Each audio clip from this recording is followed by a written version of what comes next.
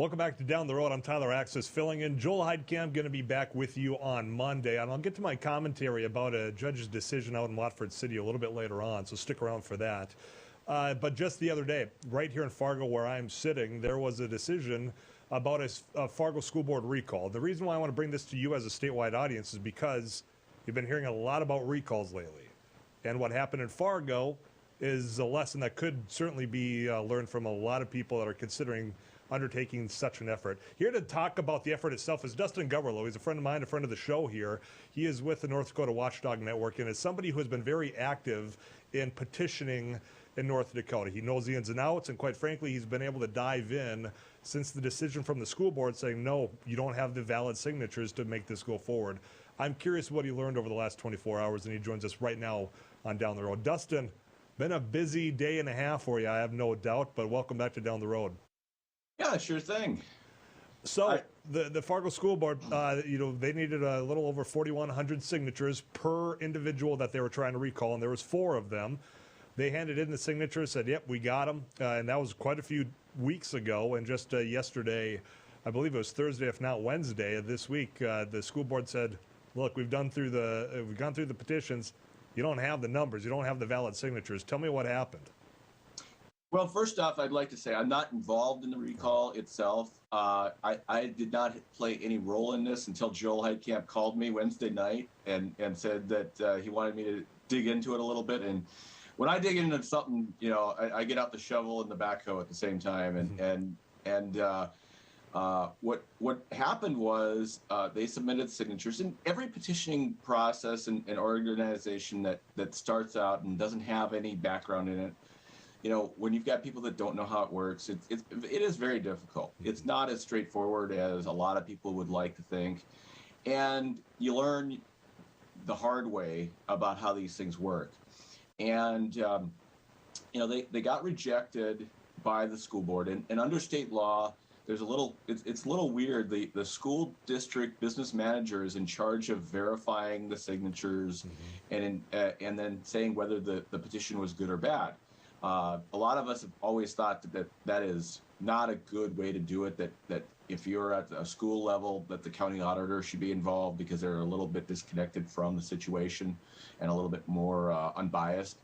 But with that aside, since that's all state law right now, they got a whole 30-some% of their petitions kicked out for various reasons. Since that happened, I have had a lengthy hour and a half long conversation with one of the organizers, and they agreed with me to send me the scans of the petitions that they submitted. I have not received those yet, but I on Joel's show yesterday on the radio, I offered to take a look at some stuff and see if I could see whether anything hinky went on the school district side, or whether it was simply the petition gatherers made honest mistakes and didn't make it. First, I want to highlight how easy it seems that Joel gets others to do his work for him.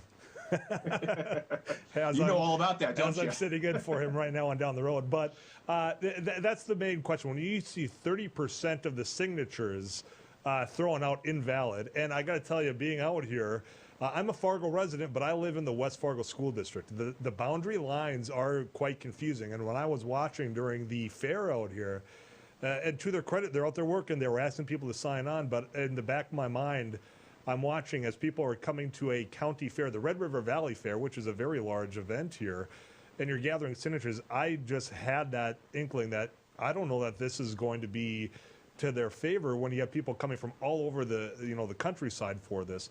So my question is, and since you haven't had a chance to go through the scans, unfortunately, I mean, people are throwing around the term that there was, potential fraud here, or was it just, look, this is a group that was so new to this, they really were in over their head. At a glance, what's your gut tell you? Well, 33% is a very high rejection rate. During my call with the organizers, she did show me some of the screenshots of some of their packets, and I saw some errors, but not anything extraordinary. Like, any petition's going to have 8 to 15% bad, and that's why you always want to get 20 to 25% more than you really need. so that you have that buffer. And they got about 10% buffer over the minimum. And at the end of the day, even if they send them to me and I go through them and I can say, well, the school district being a little bit harsh and they shouldn't have kicked out 1,400. They should have only kicked out 500. Well, even if there's 500 bad, they don't make it. Right. So, when you're doing these things, you got to be very particular, especially when you have a boundary line issue where, and until last night, I didn't even realize that not everybody with a Fargo address is in Fargo School District. Right. Mm-hmm. That's a little weird to me, but that's the way it goes. And so these, if you don't have a handle on that, if your circulators aren't exactly trained in these things, then you're going to get in trouble. And it doesn't necessarily have to be a criminal fraud type thing. It can just be a purely not knowing how to do it. Well, I'm going to ask you two hypotheticals, and you just touched on one. Say that there was, some nefarious, somebody was out there purposefully, just writing names down. I mean, there's a case not long ago in Fargo that's got to do with the football team that I don't want to get back into, but if in fact that does pan out to be the case, that one of the petitioners or somebody was out there just forging signatures, whatever it might be, does that warrant some legal action in your opinion? Absolutely. If you go back to 2008, when I was managing the effort to do a statewide measure to cut the income tax in half, we had two people, and they were our only two paid circulators. Everybody else was volunteer. The two paid circulators decided to take it upon themselves to start writing names out of the phone book. And they got charged, and they pleaded guilty to a misdemeanor offense related to forging signatures on a petition. So absolutely, if somebody broke the law, then they have to account for that, because that has to be taken care of, because I'm concerned about basically the sanctity of the petitioning process. Mm-hmm. I've been spending a good chunk of the last 10 years fighting against legislators that want to make this process more difficult. And when organizers and petition gatherers and various people use and abuse the process and do things that would give legislators ammunition to continue to make it more difficult, that's a problem to me. They're hurting citizens in the future. Yeah. And anybody that's worried about the petition and fighting against the legislature's power grabs on these issues has to be out there making sure that the people using these powers are above board and know what they're doing.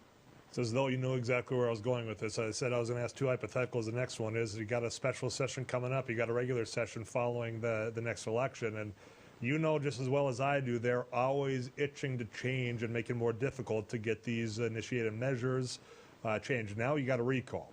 And you saw it in California that epically failed. You saw it here in Fargo. There's a failure. There's an attempt in District 24 from a very, very conservative lawmaker out there in Dwight Kiefert, whose district, at least in the Republican Party, say, hey, he ain't conservative enough for us, so they're trying to recall him.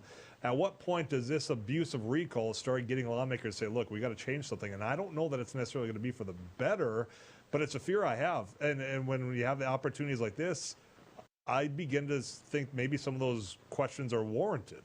I've only got a minute for your response there, Dustin.